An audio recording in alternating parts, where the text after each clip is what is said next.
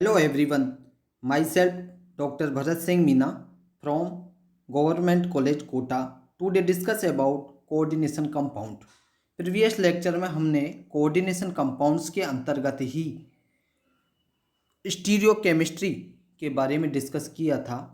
आज हम coordination compounds के अंतर्गत valence bond theory of transition metal complexes या हम कहें संक्रमण धातु संकुलों का संयोजकता बंध सिद्धांत के बारे में अध्ययन करेंगे।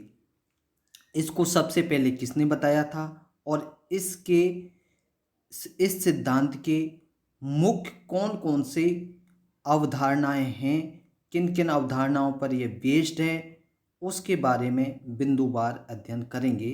तो सबसे पहले बैलेंस बॉन्ड थ्योरी को पॉलिंग नामक साइंटिस्ट हुए थे।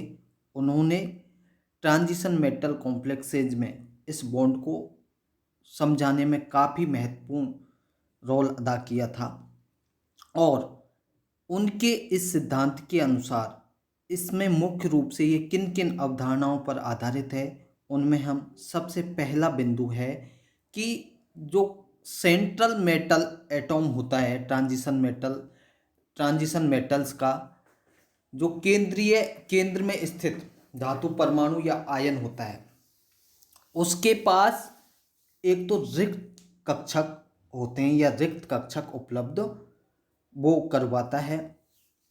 और ये मेटल एटॉम क्या करेंगे, लिगेंड एटॉम्स के साथ बॉन्ड बनाने के लिए कई वैकेंट ऑर्बिटल अवेलेबल कराते हैं और इन वैकेंट ऑर्बिटल्स की जो नंबर होता है वो सेंट्रल मेटल एटॉम की कोऑर्डिनेशन नंबर के बराबर होता है। क्लियर?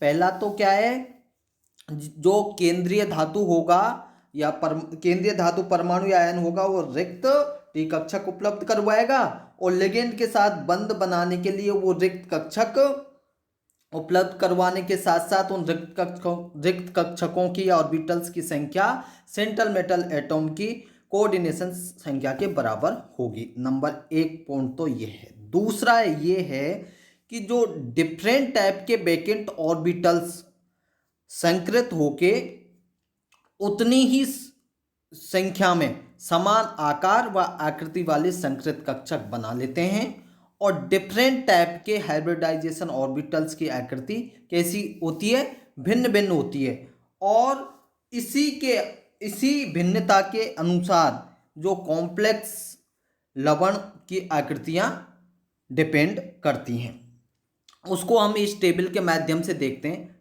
देखिए यहाँ पर आपका जो कोऑर्डिनेशन नंबर है वो है 4 और संकरण है आपका sp3 और इसी के आधार पर इसकी जो आकृति है वो है चतुष्फलक और इसकी बॉन्ड सामर्थ्य है वो 2.0 है और sp3 संकरण के लिए ये आपको ये उदाहरण है NiCO का होल 4 MnO4 माइनस और ZnNH3 का होल 4 2+। ये उदाहरण आपको sp3 हाइब्रिडाइजेशन के हैं। इसी प्रकार से अगर DsP2 या वर्ग समतल DsP2 अगर संकरण है उसका वर्ग समतल आकृति होगी और इसके एग्जाम्पल हैं NiCN का होल 4 2-। इसी प्रकार से DsP3 या sp3d2 लेंगे तो इसका संकरण का टाइप है और ये इसकी आकृति है अष्टफलक। ये इसकी बॉन्ड लेंथ है 2.9 और इसका एग्जाम्पल है CONH3 का होल 3+। तो ये डिफरेंट टाइप के संकरण के आधार पर उन कॉम्प्लेक्सेज की आकृतियां डिपेंड करती हैं। तीसरा इसका बिंदु है, संकुल जब बनेंगे तो जो लिगेंड ग्रुप होगा वो तो डोनर के रूप में बिहेव करेगा और मेटल का जो एटॉम होगा या आयन होगा वो इलेक्ट्रॉन को एक्सेप्टर की भांति व्यवहार करेगा। तो ध्यान रखें, जब मेटल एटॉम का और लिगेंड का बॉन्डिंग होगी तो लिगेंड तो वहाँ डोनर के रूप में बिहेव करेगा और मेटल का जो एटॉम है वो एक्सेप्टर की भांति व्यवहार करेगा। तीसरा बिंदु इन्होंने ये बताया था। चौथा इसकी सिद्धांत का बिंदु है वो ये है कि जो लिगेंड होता है वो कैसा होता है, उसका जो लॉन पेयर इलेक्ट्रॉन से भरा हुआ ऑर्बिटल होगा वो क्या करेगा, मेटल आयन के वैकेंट हाइब्रिड ऑर्बिटल्स के साथ ओवरलैपिंग करके कोऑर्डिनेशन बॉन्ड का निर्माण करेगा। और दोनों ऑर्बिटल्स में जितनी अधिक ओवरलैपिंग होगी उतना ही स्ट्रॉन्ग उन दोनों के मध्य का बॉन्ड होगा। दोनों कौन कौन से, मेटल के एटम एंड लिगेंड के मध्य उतना ही, और उतना ही अधिक, जितना अधिक स्ट्रॉन्ग बॉन्ड होगा उतनी ही अधिक उसकी स्टेबिलिटी होगी। और हम ये जानते हैं कि धातु आयन के वैकेंट ऑर्बिटल पहले कैसे होते हैं, संकृत होते हैं, और फिर एक निश्चित आकार व आकृति के लिगेंडों के साथ वो ओवरलैपिंग करके बॉन्ड बनाते हैं। और संकरण में आप देखें डी कक्षकों के योगदान से बॉन्ड सामर्थ्य भी बढ़ती है। देखें आप, ये sp3 है, इसकी तुलना में ये इसकी बॉन्ड सामर्थ्य dsp2 की ज़्यादा है। और जैसे ही डी ऑर्बिटल्स की और संख्या बढ़ी d2sp3, तो ये dsp2 से भी ज़्यादा स्ट्रॉन्ग बॉन्ड सामर्थ्य वाला हो गया है। तो जैसे डी कक्षकों का योगदान बढ़ा उसकी बंध सामर्थ्य भी बढ़ रही है। अब और एक महत्वपूर्ण बात यह है कि एक कोऑर्डिनेशन बॉन्ड की मजबूती व प्रकृति ठीक कोवेलेंट बॉन्ड की जैसी ही होती है। अंतर क्या है कि कोऑर्डिनेशन बॉन्ड से जो बॉन्डेड दोनों एटॉम्स होते हैं उन पे क्या होगा, फॉर्मल चार्ज आ जाता है। जो डोनर होता है उस पर +1 और जो एक्सेप्टर होता है उस पर -1। ठीक है, इन दोनों में होता है ये कोवेलेंट बॉन्ड जैसा ही है, मजबूती और उसके भी उसकी स्ट्रक्चर के भी आप पे अगर आप देखें प्रकृति के आधार पे। लेकिन कोवेलेंट बॉन्ड और उपसेसिव बंध में दाता और जो एक्सेप्टर है उन दोनों पे फॉर्मल चार्ज आ जाता है। तो ये इसके 4 बिंदु थे सिद्धांत के, जो पोलिंग ने संयोजकता बंध सिद्धांत के लिए दिया था। अब हम ये देखते हैं कि बैलेंस बॉन्ड थ्योरी के अनुसार जो संकुल यौगिकों का स्थायित्व है, या हम कहें stability of complex compounds according to VBT, वो किस प्रकार से है। और इसके रेफरेंस में पोलिंग ने 2 नियम दिए थे। पहला उन्होंने दिया था इलेक्ट्रो न्यूट्रलिटी प्रिंसिपल या विद्युत उदासीनता सिद्धांत। उन्होंने ये कहा कि इस सिद्धांत के अनुसार किसी कॉम्प्लेक्स में कुछ लिगेंड धातु परमाणु के साथ कोऑर्डिनेशन बॉन्ड बनाएंगे। क्लियर। तो क्या होगा जब कोऑर्डिनेशन बॉन्ड बनेगा, तो इलेक्ट्रॉन जो प्राप्त करेगा धातु परमाणु उस पर ऋणावेश से वितरित हो जाएगा, क्योंकि वो इलेक्ट्रॉन ले रहा है तो ऋणावेश आ जाएगा। उदाहरण के माध्यम से हम देख सकते हैं ये Fe2O का होल 3+। अब आप इसको ध्यान से देखेंगे तो आप देखेंगे कि यहाँ पर इसके अनुसार आयरन पर -3 नियमनिष्ठ आवेश एकत्रित हो जाएगा। क्यों? क्योंकि जल 6H2O है और 6H2O क्या बनाएंगे, कोऑर्डिनेशन बॉन्ड बनाएंगे। और कोऑर्डिनेशन बॉन्ड जब Fe के साथ बनाएंगे तो -6 उस पर फॉर्मल चार्ज आ जाएगा, किस पे, Fe पर, जिससे क्या हो जाएगा -3। तो इसकी ऑक्सीडेशन स्टेट +3 है, उससे वो कैसा हो जाएगा, न्यूट्रल हो जाएगा, उदासीन हो जाएगा। लेकिन उसके बावजूद भी उस पर -3 एकत्रित हो जाएगा। और इतने अधिक ऋणावेश का धातु परमाणु पर एकत्रित होना किस पर प्रभाव डालेगा, उस कॉम्प्लेक्स की स्टेबिलिटी को घटाएगा। लेकिन पोलिंग ने क्या कहा, वास्तव में ऐसा होता नहीं है, ऐसी स्थिति उत्पन्न ही नहीं होती।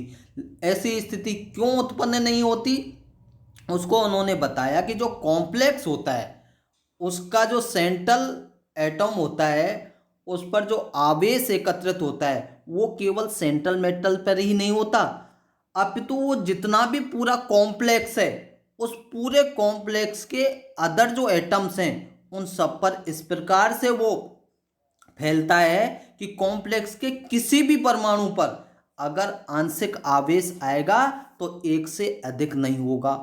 और सेंट्रल मेटल एटम या तो उदासीन होगा या उस पर आंशिक धनावेश होगा। इसलिए पोलिंग ने ये बताया कि उस पर जो ऋणावेश है वो एकत्रित नहीं होता है, वो समस्त कॉम्प्लेक्स के एटॉम्स पर फैल जाने के कारण अधिक से अधिक +1 आंशिक आवेश आता है।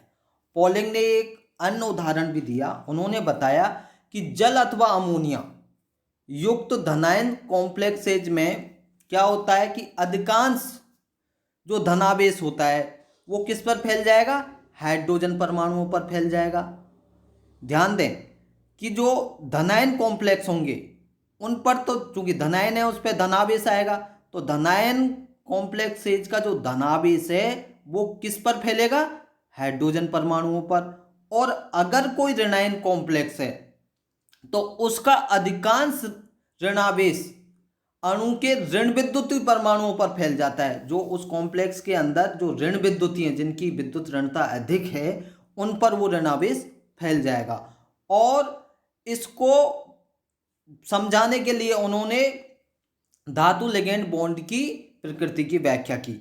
जैसे आप देखिए, उन्होंने बताया कि धातु लिगेंड बॉन्ड पूर्ण रूप से कोवेलेंट बॉन्ड नहीं होते, 100% कोवेलेंट बॉन्ड नहीं होते, उनमें आंशिक आयनिक गुण भी होते हैं। जैसे उदाहरण फिर से उन्होंने यही लिया, FeH2O का होल 6 3+। यहाँ पर Fe की ऑक्सीडेशन स्टेट क्या है, 3। अगर इस कॉम्प्लेक्स में आप देखें तो Fe और ऑक्सीजन के मध्य का जो बॉन्ड है वो 100% से संयोजक होगा।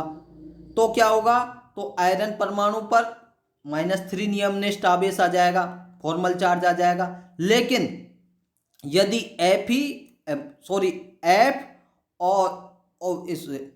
और O के मध्य का जो बंध है वो अगर 50%, या F के स्थान पर Fe होना चाहिए, या Fe और O का जो बंध है वो 50% से संयोजक होगा, और अधिक ऋण विद्युतीय ऑक्सीजन परमाणु के कारण क्या हो जाएगा, उस पर कौन सा और आ जाएगा, Fe और O का बंध 50% आयनिक हो जाएगा।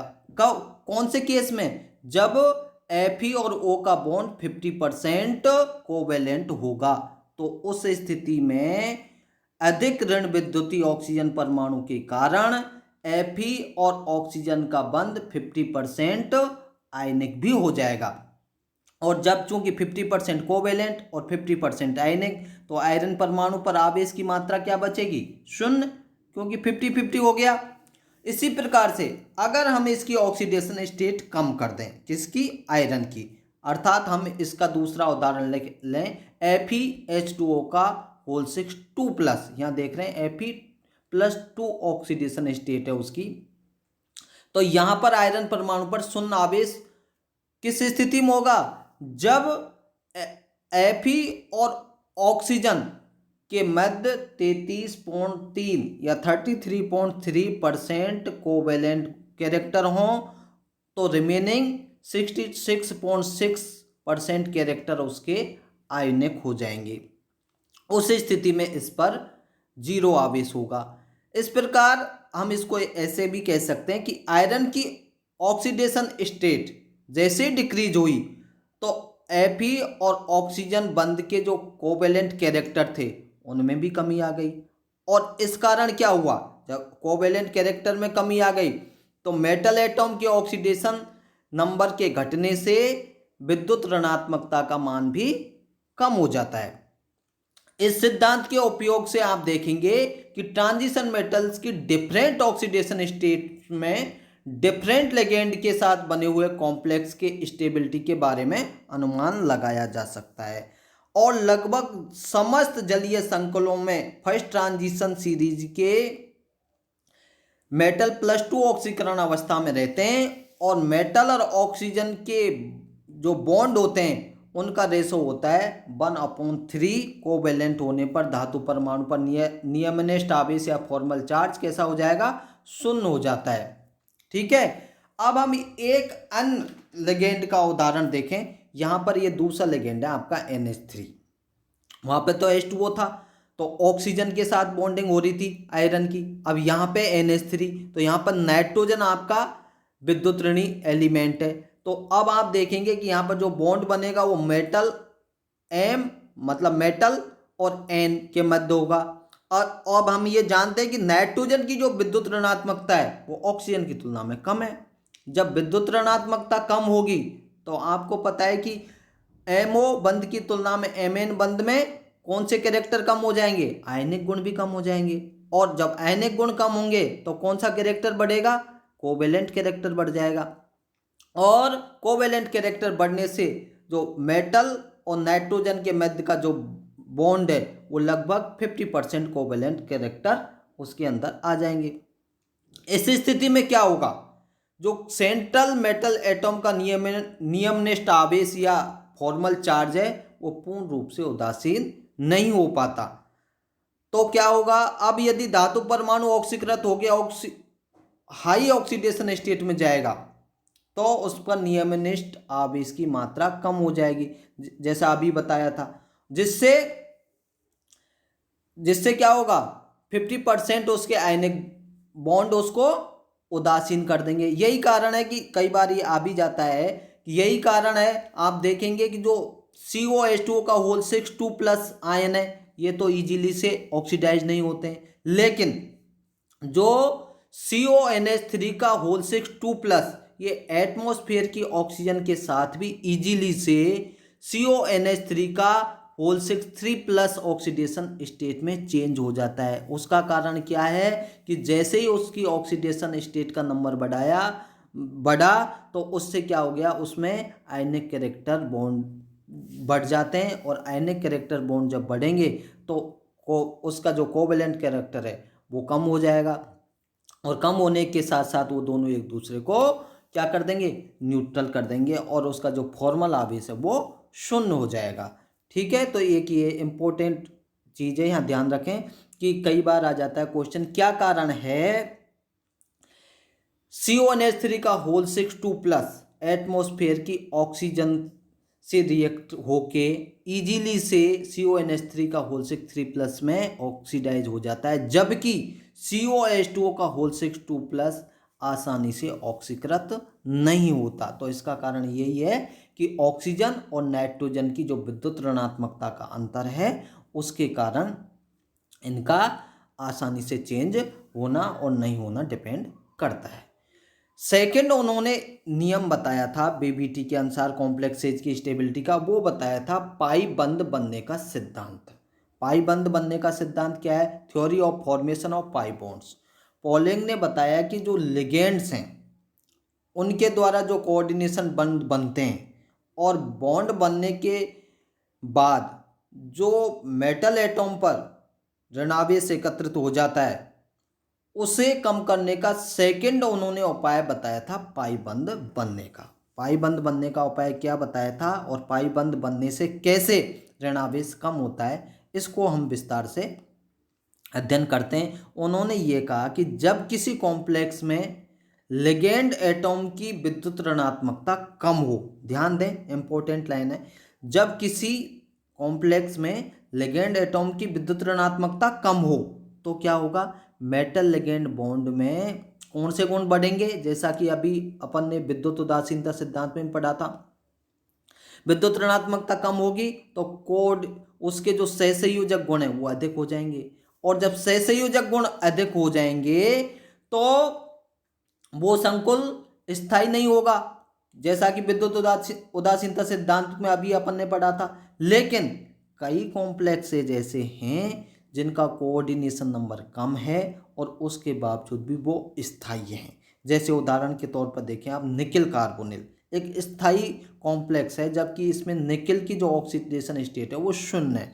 तो ऐसी स्थिति में पॉलिंग ने इसकी जो व्याख्या की कि भाई विद्युत उदासीनता सिद्धांत तो कह रहा है कि कम ऑक्सीडेशन स्टेट होते ही उसके कोवेलेंट कैरेक्टर बढ़ जाएंगे और इससे उसमें विद्युत उदासीनता नहीं आ पाएगी, लेकिन फिर ये और वो स्थायी भी नहीं रहेगा। लेकिन निकिल कार्बोनिल जैसे ये कॉम्प्लेक्स कैसे स्थायी है, तो इसकी उन्होंने व्याख्या पाई बॉन्ड या जिसे कहें बैक बॉन्डिंग, जिसे हिंदी में पश्च बंधन सिद्धांत भी कहते हैं, के आधार पर की।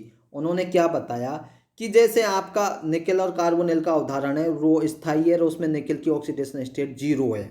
यहाँ पर आप ध्यान से देखें, यहाँ पर CO जो ग्रुप है उसमें एकाकी इलेक्ट्रॉन युग्म क्या करेगा, मेटल एटम को इलेक्ट्रॉन देके कौन सा बॉन्ड बनाएगा, कोऑर्डिनेशन सिग्मा बंध बनाते हैं।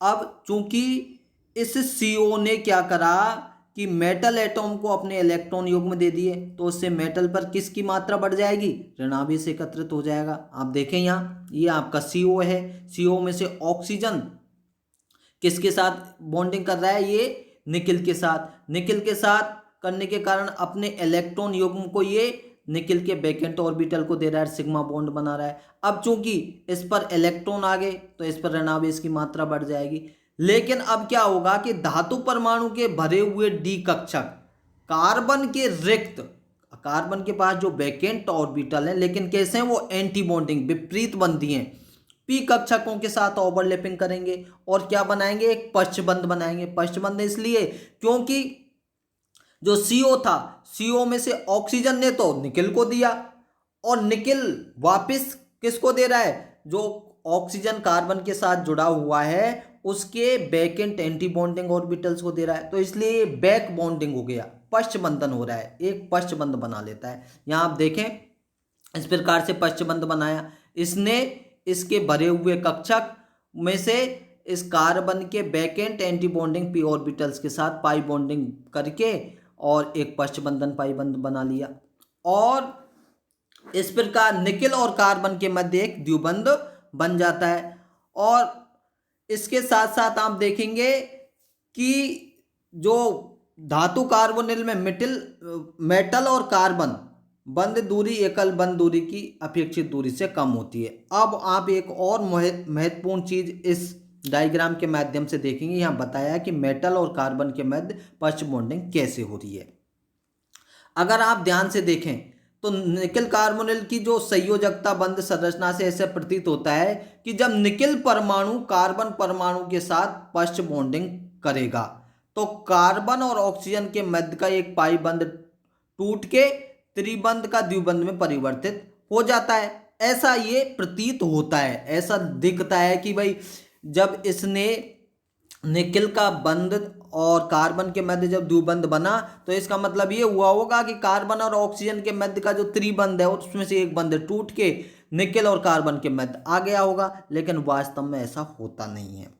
इसमें होता क्या है कि निकिल और कार्बन के मध्य बंध बनने के लिए कार्बन ऑक्सीजन के त्रिबंध में से एक बंध टूटने की जरूरत नहीं है। क्या होगा, इस बंध में जो एंटी बॉन्डिंग ऑर्बिटल्स का उपयोग होता है और वो एंटी बॉन्डिंग ऑर्बिटल्स क्या करेंगे, यहाँ ये देखिए ध्यान से देखें, कार्बन और ऑक्सीजन, ये कार्बन का एंटी बॉन्डिंग पी ऑर्बिटल है, यहाँ इसने बॉन्डिंग की किसके साथ, मेटल के बैकेंट ऑर्बिटल के साथ और अपने इलेक्ट्रॉन युग्म दे दिया और कोऑर्डिनेशन बॉन्ड बना लिया। अब क्या करेगा, चूंकि इस पर मेटल पर ऋणावेश की मात्रा बढ़ गई, ऋणावेश की मात्रा बढ़ने के कारण ये क्या करेगा, इस कार्बन के बैकेंट ऑर्बिटल हैं पी ऑर्बिटल जो विपरीत बंधी हैं उनके साथ ओवरलैपिंग करेगा और ये एक पाई बंध का निर्माण कर लेगा। तो इस पर ऋणावेश की मात्रा कम हो जाएगी क्योंकि इधर से तो इस पर इलेक्ट्रॉन युग्म गया, ऋणावेश बढ़ा, लेकिन इसने अपने ऋणावेश को इसके बैकेंट कार्बन के ऑर्बिटल्स को दे दिया, इसलिए ऋणावेश की मात्रा इस पर कम हो गई। हाँ, एक बात जरूर होगी, पश्च बॉन्ड बनने के कारण जो कार्बन और ऑक्सीजन के मध्य का त्रिबंध की जो सामर्थ्य है उस पर प्रभाव पड़ेगा और उस प्रभाव पड़ने से क्या होगा, कार्बन के विपरीत बंधी कक्षक के बंध में प्रयुक्त CO बंध की जो बॉन्ड स्ट्रेंथ है वो घट जाएगी।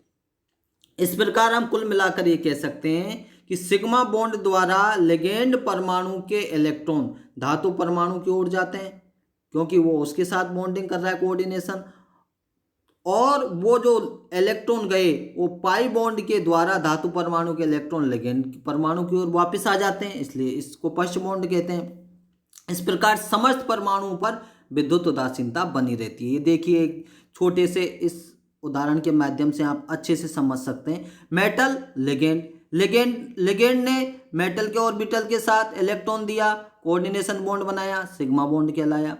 मेटल के पर ऋणावेश की मात्रा बढ़ी, लिगेंड के साथ जुड़ा हुआ कार्बन के वैकेंट ऑर्बिटल को इलेक्ट्रॉन इसने उपलब्ध करा दिया पाइबंद के माध्यम से। तो कुल मिलाकर मेटल पर जो विद्युत उदासीनता है वो शून्य हो गई। तो बीबीटी के जो कॉम्प्लेक्स है जो का स्टेबिलिटी है उसके रेफरेंस में पॉलिंग ने दो नियम बताए।